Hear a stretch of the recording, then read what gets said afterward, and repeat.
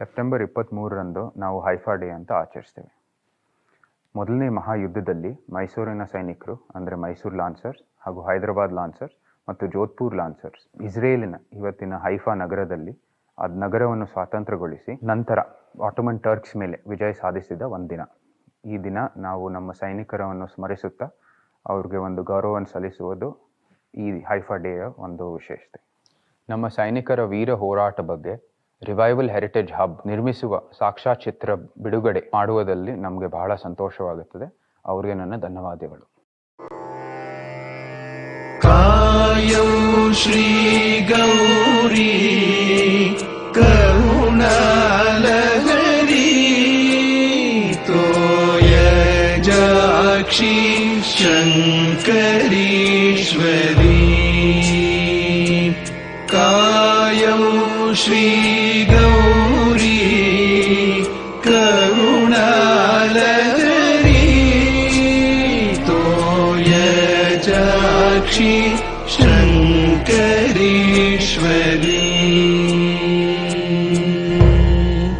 Now, a question arises that why is this monument left unrecognized and why can't we celebrate Haifa Day in Bangalore?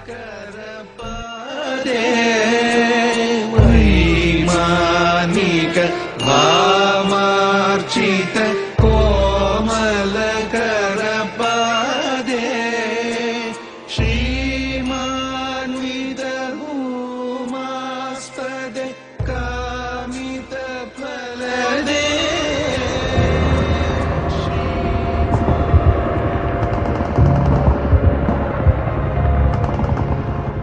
ಜಗತ್ತು ಆಗ ಇಬ್ಬಾಗವಾಗಿತ್ತು. ಅಧಿಕಾರದ ಹಾಗೂ ಸ್ವಹಿತದ ಆಸೆಗಾಗಿ ತಮ್ಮ ತಮ್ಮ ಬಣಗಳನ್ನು ಕಟ್ಟಿಕೊಳ್ಳುವ ಮೂಲಕ ಜಗತ್ತನ್ನು ಸ್ಮಶಾನ ಮಾಡುವ ಪರಿಸ್ಥಿತಿಗೆ ತಲುಪಿಬಿಟ್ಟಿತ್ತು ಈ ವಿಶ್ವ. ಹೆಣಗಳ ಎಣಿಕೆಗೆ ಸಮಯವಿರಲಿಲ್ಲ. ತನ್ನ ಅಲಿಪ್ತ ನೀತಿಯನ್ನು ಪಾಲಿಸಲು ಭಾರತಕ್ಕೆ ದಾಸ್ಯದ ಬಂಧನ ತಡೆಯಾಗಿತ್ತು. ಭಾರತ ಬ್ರಿಟಿಷರ ಅಧೀನದಲ್ಲಿದ್ದ ಕಾಲವದು. ದೇಶದೆಲ್ಲೆಡೆ ಸ್ವತಂತ್ರದ ಕಾಡ್ಗಿಚ್ಚು ಹರಡುತ್ತಿದ್ದ ಸಮಯ. ಬ್ರಿಟಿಷರ ಆಡಳಿತದಲ್ಲಿದ್ದ ಕಾಯ್ದೆಯ ಪ್ರಕಾರ ಸಹಾಯಕ ಸೈನ್ಯ ಪದ್ಧತಿಯ ಅನುಸಾರವಾಗಿ ಭಾರತದ ರಾಜ ಸಂಸ್ಥಾನಗಳು ಬ್ರಿಟಿಷರ ಪರವಾಗಿ ಸಮರದಲ್ಲಿ ಭಾಗವಹಿಸಬೇಕಾಯಿತು. ಮಧ್ಯಪ್ರಾಚ್ಯ ದೇಶಗಳ ಮೇಲೆ ಪ್ರಭುತ್ವ ಸಾಧಿಸಲು ಜಗದ ಇಬ್ಬಣಗಳು ಹಸಿದ ವ್ಯಾಘ್ರಗಳಂತೆ ಕಾದಿದ್ದವು. ಹೀಗೆ ಸತತ 400 ವರ್ಷಗಳ ಕಾಲದಿಂದ ಆಟೋಮನ್ ಟರ್ಕರ ಅಧೀನದಲ್ಲಿದ್ದ ಇಸ್ರೇಲಿನ ಹೈಫಾ ಎಂಬ ಮುಖ್ಯ ನಗರವನ್ನು ಬ್ರಿಟಿಷರ ಪರವಾಗಿ ಯುದ್ಧ ಮಾಡಿ ಬಿಡುಗಡೆಗೊಳಿಸಿದ ಭಾರತದ ಮಣ್ಣಿನ, ಅದರಲ್ಲಿಯೂ ಹೆಮ್ಮೆಯ ಮೈಸೂರಿನ ವೀರ ಸೈನಿಕರ ಯಶೋಗಾಥೆ.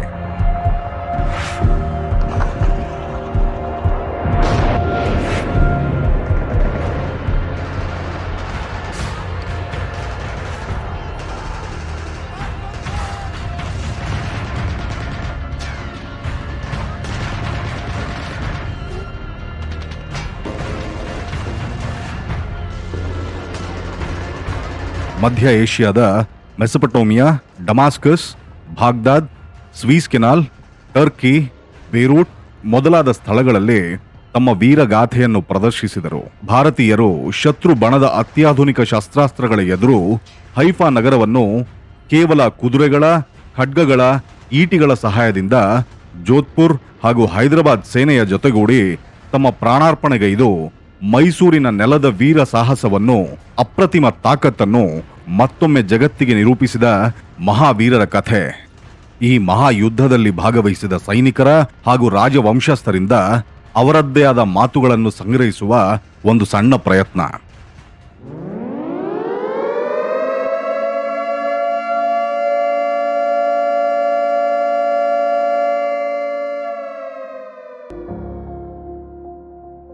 ನಮ್ಮ ಗ್ರ್ಯಾಂಡ್ ಫಾದರ್ ಹೆಸರು ಕ್ಯಾಪ್ಟನ್ ಲಿಂಬಾಜಿ ಪವಾರ್. ಅವರ ಫಾದರು ಆರ್ಮಿನಲ್ಲಿದ್ದರು. ಅವ್ರಿಗೆ 2 ಮಕ್ಕಳು, ಒಬ್ರು ಲಿಂಬಾಜಿ ಪವಾರ್, ಇನ್ನೊಬ್ರು ಇಸ್ ಡಾಟರ್. ಅವ್ರ ಹಸ್ಬೆಂಡ್ ಹೆಸರು Venkatarao Mane. So why am telling you this is both my grandfather and his brother in law both were in the Mysuru lancer and they participated in the First World War 1940. ಈ war 6 years ಆಯಿತು. ಅವಾಗ mostly all the officers were British officers, even on the Indian Army. Indian ಆರ್ಮಿಗೆ Britishers Indian officers ಕೊಡ್ತಾ ಇರಲಿಲ್ಲ.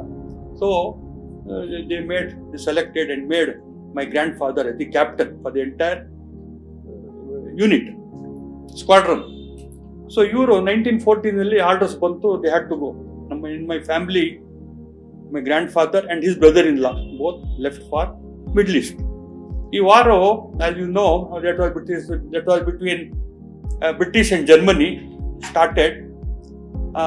So they had to fight in the Middle East, Africa, all this. So there the condition was like that. Those days aircraft irlilla, ships were not there in that desert area. So the infantry, it was not easy to move the entire army. So the only alternative was to move on animal, horse. Horses were used. And the greatness is that was the last war where they used horses and British was able to win. So avaga Britishers they thought, and then at that time Field Marshal Albert, he was the officer who selected Indian forces to participate. The princely states like Jaipur, Hyderabad and Mysore, they were informed to participate, send their personal bodyguard. So they selected, and in the ship they had to go long time. Allah families alla ille bittu they went on horseback. Those days they didn't had, it was not so advanced. Guns, machine gun, AK-47, all were not there. Only with sword and spear they had to carry. So this war went on in before Haifa, Mesopotamia, Beirut, Gaza, Turkey, Suez Canal, Damascus, Baghdad, entire area they had to fight. ಬ್ರಿಟಿಷರಿಗೆ ತಮ್ಮ ಪರವಾಗಿ ಕೆಲಸ ನಿರ್ವಹಿಸುವ ಒಂದು ಶಕ್ತಿಯ ಅಗತ್ಯತೆ ಇತ್ತು. ತಮ್ಮ ಕ್ಷಮತೆಯ ಮೇಲೆ ಅನುಮಾನಗಳಿದ್ದ ಬ್ರಿಟಿಷರ ಪಾಲಿಗೆ ಶಕ್ತಿಯಾಗಿ ಹಾಗೂ ಆಯ್ಕೆಯಾಗಿ ಕಾಣಿಸಿಕೊಂಡದ್ದು ಭಾರತೀಯರು. ಭಾರತೀಯರ ಸಾಮರ್ಥ್ಯದ ಮೇಲೆ ಅನಿವಾರ್ಯವಾಗಿಯೋ ಅಥವಾ ಭರವಸೆ ಇಟ್ಟೋ ಯುದ್ಧವನ್ನು ಗೆದ್ದುಕೊಟ್ಟರೆ ಭಾರತಕ್ಕೆ ಸ್ವತಂತ್ರ ನೀಡುವುದಾಗಿ ಆಮಿಷವನ್ನಿತ್ತು.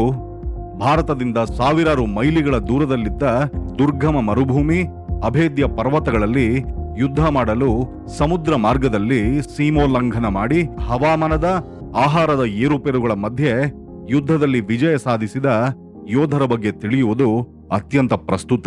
ಇವಾಗ ಮೊದಲ ಮಹಾಯುದ್ಧ ಯಾವಾಗ ಪ್ರಾರಂಭ ಆಯ್ತು, ಆ ಸಮಯದಲ್ಲಿ ಬ್ರಿಟಿಷರಿಗೆ ಅವರು ತಮ್ಮದೇ ಒಂದು ಬಲದಲ್ಲಿ ಮೊದಲ ಮಹಾಯುದ್ಧ ಗೆಲ್ತೀನಿ ಅನ್ನೋ ಕಾನ್ಫಿಡೆನ್ಸ್ ಇರಲಿಲ್ಲ, ಮತ್ತೆ ಆ ಕ್ಷಮತೆನೂ ಅವರಲ್ಲಿ ಇರಲಿಲ್ಲ. ಸೊ ಹಾಗಾಗಿ ಅವರು ನೋಡಿದಾಗ ನಮ್ಮ ಭಾರತ ದೇಶದಲ್ಲಿ ಏನು ಸಾಕಷ್ಟು ರಾಜ ಸಂಸ್ಥಾನಗಳೇನಿದ್ವು, ಅಲ್ಲಿ ರಾಜ್ಯ ಸಂಸ್ಥಾನದ ಏನು ಸೈನಿಕರು ಯಾರಿದ್ರು ಅವರ ಕ್ಷಮತೆ ಬಗ್ಗೆ, ಅವರ ಏನು ವೀರತ್ವದ ಬಗ್ಗೆ ಸಾಕಷ್ಟು ಇವ್ರಿಗೆ ತಿಳ್ಕೊಂಡಿದ್ರು. ಸೊ ಹಾಗಾಗಿ ಇವರ ನಾವು ಏನು ಸಪೋರ್ಟ್ ತಗೊಂಡ್ರೆ ಖಂಡಿತವಾಗಿಯೂ ಪ್ರಥಮ ಮಹಾಯುದ್ಧದಲ್ಲಿ ನಾವು ಗೆಲ್ಬಹುದು ಅನ್ನೋದು ಒಂದು ಅವ್ರು ಚೆನ್ನಾಗಿ ಗೊತ್ತಿದ್ರು. ಆ ಕಾರಣದಿಂದ ಅವರು ಒಂದು ಕೆಲಸ ಮಾಡ್ತಾರೆ. ಏನ್ ಮಾಡ್ತಾರೆ ಅಂದ್ರೆ, ಆಗ ಎಲ್ಲ ಭಾರತ ದೇಶದಲ್ಲಿರೋ ಎಲ್ಲ ರಾಜ್ಯ ಸಂಸ್ಥಾನಗಳಿಗೆ ಅವರು ಒಂದು ಪತ್ರನ ಬರೀತಾರೆ. ಏನಂತ ಹೇಳಿದ್ರೆ, ನೀವು ನಮ್ಗೆ ಪ್ರಥಮ ಮಹಾಯುದ್ಧದಲ್ಲಿ ನಿಮ್ಮ ಸೈನಿಕರು ಯಾರಿದ್ದಾರೆ ಅವ್ರನ್ನ ಕಳ್ಸಿಕೊಟ್ಟು ನಮ್ಗೆ ಪ್ರಥಮ ಮಹಾಯುದ್ಧ ಗೆಲ್ಲೋ ತರ ಮಾಡಿ. ಇನ್ ಕೇಸ್ ನಾವು ಪ್ರಥಮ ಮಹಾಯುದ್ಧ ಗೆದ್ರೆ ಅವಾಗ ನಾವು ಭಾರತ ದೇಶಕ್ಕೆ ಸ್ವತಂತ್ರನ ಕೊಟ್ಬಿಡ್ತೀವಿ ಅನ್ನೋದನ್ನ ಒಂದು ಆಮಿಷನ ಕೊಡ್ತಾರೆ.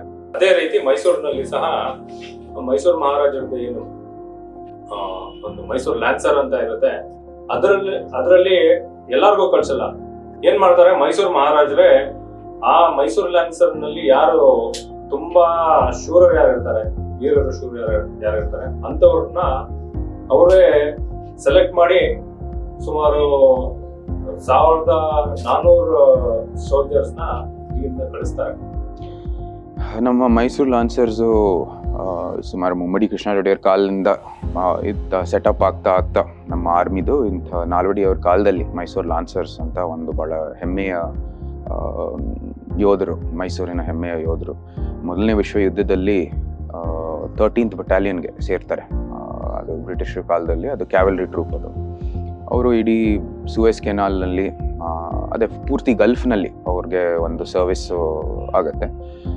ಅಲ್ಲಿ ಅವರು ಅಲೆಪ್ಪೋಯಿನ ಫ್ರೀ ಸ್ವತಂತ್ರಕ್ಕೆ, ಹೈಫಾಯಿನ ಸ್ವತಂತ್ರಕ್ಕೆ, ಅದೇ ಇಡೀ ಇಸ್ರೇಲ್ ಇವಾಗ ಮಾದರಿ ಕಾಲದಲ್ಲಿ ನಾವೇನು ಇಸ್ರೇಲ್ ಅಂತ ಕರಿತೀವಿ, ಅಲ್ಲಿ ಪೂರ್ತಿ ಎಲ್ಲ ಮುಖ್ಯವಾದ ನಗರಗಳು ಅದರ ಸ್ವಾತಂತ್ರ್ಯವನ್ನು ಗೊಳಿಸುವುದು ಕೆಲಸ ಮಾಡಿದ್ದು ಅಥವಾ ಯುದ್ಧ ಮಾಡಿದ್ದು ನಮ್ಮ ಮೈಸೂರು ಲಾನ್ಸರ್ಸು.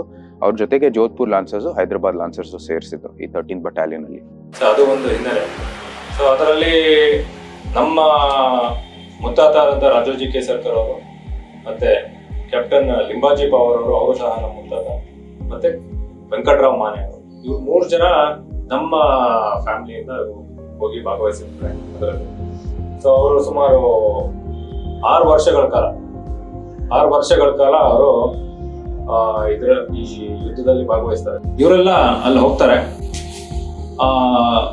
ಅಲ್ಲಿ ಮೈಸೂರು ಸೈನಿಕರು ದೇಶರಾಜ್ ಅರಸ್ ಅವರ ಮುಂದಾಳತ್ವದಲ್ಲಿ ಎಲ್ಲ ಹೋಗ್ತಾರೆ ಸೈನಿಕರು. ಸೊ ಅವಾಗ ಅಲ್ಲೇನು ಒಂದು ಹೈಫಾ ಅಂತ ಒಂದು ಪೋರ್ಟ್ ಸಿಟಿ ಬರುತ್ತೆ. ಅದು ಒಂಥರ ಇಡೀ ಮಿಡ್ಲ್ ಈಸ್ಟ್, ಯುರೋಪ್ ಮತ್ತೆ ರಷ್ಯಾಗೆ ಒಂದು ಹೆಬ್ಬಾಗಿಲ್ ತರ ಅದು ಹೈಫಾ ನಗರ. ಸೊ ಆ ನಗರನ ಬ್ರಿಟಿಷರು ಏನೋ ಆಕ್ರಮಿಸ್ಕೊಳ್ಬೇಕನ್ನೋದು ಒಂದು ಮುಖ್ಯವಾದ ಉದ್ದೇಶ ಇರುತ್ತೆ. Haifa is a center point, is a port city in the Europe, where it present it's called as Israel. So that was the main entry point for all the supplies. So they thought, if we block this and win over this, we will be in a better position to proceed the war and conquer others. So Haifaಗೆ attack ಮಾಡಬೇಕು ಅಂತ plan ಮಾಡಿ many attempts they did, but they could not enter. They failed because of the strategic point over there. ಮುಖ್ಯವಾಗಿ ಈ Haifa ಯುದ್ಧದಲ್ಲಿ ಅವರು ಬಹಳನೇ ಒಂದು ಹೆಸರು ತಗೋತಾರೆ, ನಿಜವಾದ ಒಂದು ದೊಡ್ಡ ಹೆಸರು ತಗೋತಾರೆ. ಯಾಕೆಂದರೆ ಅದು ಬಹಳನೇ ಕಷ್ಟವಾದ ಸಂದರ್ಭದಲ್ಲಿ ಆ ಯುದ್ಧವನ್ನು ಗೆದ್ದು ಅವರು ಆಟೋಮನ್ ಟರ್ಕ್ಸ್ಗೆ ಅಲ್ಲಿಂದ ಆಚೆಗೆ ತಗ್ಗಿಸಿ ಎಷ್ಟೋ ಪ್ರಿಸ್ನರ್ಸ್ಗಳು ತಗೊಂಡು ಎಷ್ಟೋ ಮಿಷಿನ್ ಎಕ್ವಿಪ್ಮೆಂಟನ್ನು ಅವರು ಕ್ಯಾಪ್ಚರ್ ಮಾಡಿ ಭಾಳ ದೊಡ್ಡ ಮಟ್ಟದಲ್ಲಿ ಅವ್ರಿಗೆ ಹೇಳ್ತಾರೆ. ಸೊ ಅದು ಇಂಥ ಒಂದು ಭಾಳ ದೊಡ್ಡ ಹೆಸರು ತಗೋತಾರೆ. ಸೂಯಸ್ ಕೆನಾಲಲ್ಲೂ ಡಿಫೆಂಡ್ ಮಾಡ್ತಾ ಭಾಳ ದೊಡ್ಡ ಹೆಸರು ತಗೋತಾರೆ. ಸೊ ಇದು ಭಾಳ ನಿಜವಾಗ್ಲೂ ನೋಡೋಕೆ ಹೋದರೆ ಮೊದಲನೇ ವಿಶ್ವ ಯುದ್ಧದಲ್ಲಿ ಭಾರತದ ಒಂದು ದೊಡ್ಡ ಕೊಡುಗೆ ಅಂತ ಹೇಳ್ಬೋದು ನಿಜವಾಗ್ಲೂ. ಹೈಫಾ ನಗರದ ಪ್ರವೇಶಕ್ಕೆ ಇದ್ದ ಒಂದೇ ದಾರಿಗೆ ಶತ್ರು ಪಡೆಯಿಂದ ಬಂದೂಕು, ಫಿರಂಗಿಗಳು, ಕಾಲುವೆಗಳು ಕಾದಿದ್ದವು. 2 ಬೆಟ್ಟಗಳ ನಡುವೆ ಪ್ರವೇಶ ಪಡೆದುಕೊಂಡ ಸೈನಿಕರ ಸಾಹಸ ಬಹಳ ರೋಮಾಂಚನವಾದದ್ದು. ಒಂದೇ ಒಂದು ಎಂಟ್ರಿ ಇತ್ತು, ಇನ್ನು ಬೇರೆ ಕಡೆ there were 2 mountains. So all the cannon, everything was kept over there. Trenches ಇತ್ತು, they used to sit and they were not allowing any army to enter. So ಅಂತ ಇದರಲ್ಲಿ ಹೆಂಗೆ, so they thought we can't do it. Then they thought let us try. ಆಮೇಲೆ ಎಲ್ಲ try ಮಾಡಿ ಈ ಜೋಧ್ಪುರು, ಮೈಸೂರು ಆರ್ಮಿಗೆ interested. Mir Turabali ಅಂತ ಇನ್ನೊಬ್ಬರು ಲಿಂಬಾಜಿ, 2 ಗ್ರೂಪ್ ಮಾಡಿ your duty is to go claim the hillock mount Carmel. Their trenches are there, their cannons are there, machine guns are there, latest machine guns. You see that it is destroyed ಅಂತ ಇವರಿಗೆ ಕಳಿಸ್ತಾರೆ. 2 o'clock ನೀವು ಹೋಗಿ, by 4 o'clock we will enter the ರಿವರಲ್ಲಿ enter ಆಗೋಕ್ಕಾಗಲ್ಲ. Enter ಆಗ್ತಾ ಅಲ್ಲಿಂದ machine guns ಬರ್ತದೆ. So like that they will have failed. So Mysuru lancers goes over there. ತುಂಬ ಕಷ್ಟ ಆಗುತ್ತೆ, ತುಂಬ ಸ್ಟೀಪ್ ಹಿಲ್ಲಕ್ಕು. ಹಾರ್ಸಸ್ ಎಲ್ಲ because of the temperature, water is not there to drink. ನಾವು ಯಾಕಾದ್ರೂ ಹುಟ್ಟಿದ್ವೋ ಅನಿಸ್ಬಿಡ್ಬೇಕು, ಅಂತ ಬಿಸಿಲು ಅಂತ ಇದರಲ್ಲಿ ನಾವು ವನವಾಸ ಮಾಡಿದ್ವಿ. ಆ ಯುದ್ಧ ರಣರಂಗದಲ್ಲಿ ಅವ್ರಿಗೆ ಇದು ಬರ್ತಾ ಇದ್ರೆ, ಫೈರ್ ಆಗ್ತಾ ಇದ್ರೆ ಸೈಡಲ್ಲೇ ಹೋಗೋದಂತೆ ಗುಂಡುಗಳು. ಅವಾಗ ಒಬ್ರಿಗೊಬ್ರು ಮಾತಾಡ್ಕೊಳ್ಳೋರಂತೆ. ಅವರ ಶಾಮರಾವ್ ಸಿಂಧೆ ಕಾಯ್ರೆ ಮೀರ್ ಹಾತೋಕೆರೆ ಅಂತ ಅವರು ಮರಾಠಿಯಿಂದಲೇ ಮಾತಾಡ್ಕೊಳ್ಳೋದು. ಅವರ ಭಾಷೆಯಲ್ಲೇ ಅವರ ಕೊಲೀಗ್ಸ್ ಇರ್ತಾರಲ್ಲ, ಅಯ್ಯೋ ಅವ್ನ್ ಸತ್ತಾಕಣೋ, ಇರ್ಲಿ ಬಿಡೋ, ಕಟ್ಕೊಂಡು ಹೋಗ್ರು ಅಂತ. ಯುದ್ಧದಲ್ಲಿ ರಣರಂಗದಲ್ಲಿ ಪಾಪ ಬಹಳ ಹೋರಾಡಿ ಅವ್ರಿಗೆ ಹೋರಾಡ್ತಾ ಇವ್ರು ಹೋಗ್ತಾ ಇರುವಾಗ ಒಂದ್ಸರಿಗೆ ಎಡಗಡೆ ಗುಂಡು ತಗಲಿ ಅವನಿಗೆ ಪಾಪ ಇಲ್ಲಿ wounded ಆಗೋಯ್ತು. ಆದ್ರೂ ಒಂದ್ 2-3 ಸೈನಿಕರು ಹೊಡೆದ್ಬಿಟ್ಟು ಅವರು ಒಂದ್ ಕಡೆ ಹೋಗಿ ರೆಸ್ಟ್ ತಗೊಂಡು. No, by their effort they go, they see that they destroy everything. ಅಲ್ಲ ನಡೀತಾ ಇರ್ತದೆ, they will have destroyed everything. 4 o'clock ಆಗುತ್ತೆ, ಇನ್ನು ಅವ್ರದ್ದು ಆರ್ಡರ್ಸ್ ಮೆಸೇಜ್ ಬಂದಿರಲ್ಲ, ಏನ್ ಮಾಡ್ಬೇಕು. ಆಗ ವಿ ಕಾಂಟ್ ವೇಟ್ ಅಂತ ಇವ್ರು ಎಂಟರ್ ಆಗ್ತಾರೆ. So when they enter, it was very easy for them to enter. Earlier it was so tough, it was very easy they could enter, just like a cake walk ಅಂತೀವಲ್ಲ, easily they could enter. Because of this people's gallantry, they would have destroyed everything. ಅವ್ರಿಗೆ ಎಕ್ಸ್ಪೆಕ್ಟೇ ಮಾಡಿಲ್ಲ ಈ ತರ ಆಗುತ್ತೆ. Horses was so ferocious, so galloping, it didn't know what to do. ಆಮೇಲೆ ಇವ್ರ ಹತ್ರ ಗನ್ಸ್ಗಳಿಲ್ಲ, 1-2 ಗನ್ಗಳು, ಮಿಷಿನ್ ಗನ್ ಕೊಟ್ಟಿರ್ತಾರೆ. Only with sword they have to fight and they will able to destroy. ಆಮೇಲೆ ಅವ್ರು ಅಲ್ಲಿಗೆ ಬರ್ತಾರೆ ಕೆಳಗಡೆ, ಮೇಲ್ಗಡೆಯಿಂದ. ಅವಾಗ ಈ ಆರ್ಮಿನ ಇಲ್ಲಿ ಬಂದಿರ್ತದೆ. So by that time everything will be silent. 4 o'clock, 5:30, 6 o'clock, they will have taken away. The war would have been won. Then they enter the city. Enter ಆದ್ಮೇಲೆ ಪಾಪ they were so happy. The Ottoman Empire, 400 years, where they had dominated, they were destroyed. Thousands of prisoners they took, officers they took, everything was taken over. Then the British message went. They were shocked. The thing which was impossible, we thought these people were able to do. And especially the gallant thing, the remarkable thing was the guns were made silent. During the war, ಒಬ್ಬ enemy ಕುದುರೆಗೆ ಲಗಾಮ್ ಕೈನಲ್ಲಿ ಹಿಡ್ಕೊಂಡು ಈ ಕತ್ತಿನಲ್ಲಿ ಅವ್ರಿಗೆ ಹೊಡೆಯಕ್ಕೆ ಹೋದಂತೆ. ಅವಾಗ ಅವರು ಅವನ ಕೈ ಹೊಡೆದು ಬಿಡಿಸ್ಕೊಂಡು ಅವನಿಗೆ ಕಿಲ್ ಮಾಡಿ ಈ ಸೋಡ್ ತಗೊಂಡು ವಾಪಸ್ ಬಂದ್ರು. ಸರ್, ಈಗ ಬೆಂಗಳೂರಲ್ಲೂ ದಸರಾ ನಡೆಯುತ್ತಲ್ಲ ನಿಮ್ಮ ಜೆಸಿ, ಹೌದೌದು. ಸೊ ಅದಕ್ಕೂ ಇವ್ರಿಗೂ ಏನ್ ಸಂಬಂಧ ಇದೆ? ಅದು ಅಲ್ಲಿ ಏನಂದ್ರೆ, ಶ್ರೀ ಜಯ ಚಾಮುಂಡಿಗೆ ಶ್ರೀ ಜಯ ಚಾಮೇಂದ್ರ,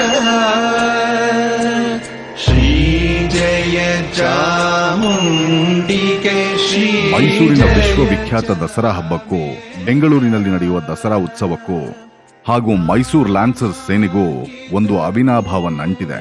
ಆ ನಂಟು ಇಂದಿಗೂ ನಡೆಯುವ ದಸರಾ ಹಬ್ಬದ ಸಮಯದಲ್ಲಿ ಎಲ್ಲರ ಕಣ್ಮನ ಸೆಳೆಯುತ್ತದೆ ಹಾಗೂ ಇತಿಹಾಸದ ವೈಭವವನ್ನು ನೆನಪಿಸುತ್ತದೆ. ಆ ಕುತೂಹಲಕಾರಿ ವಿಷಯವನ್ನು ಮುಂದಿನ ಅಧ್ಯಾಯದಲ್ಲಿ ತಿಳಿಯೋಣ. ಶ್ರೀ ಗೌರಿ ಕರುಣಾಲಹರಿ ತೋಯ ಜಾಕ್ಷಿ ಶಂಕರ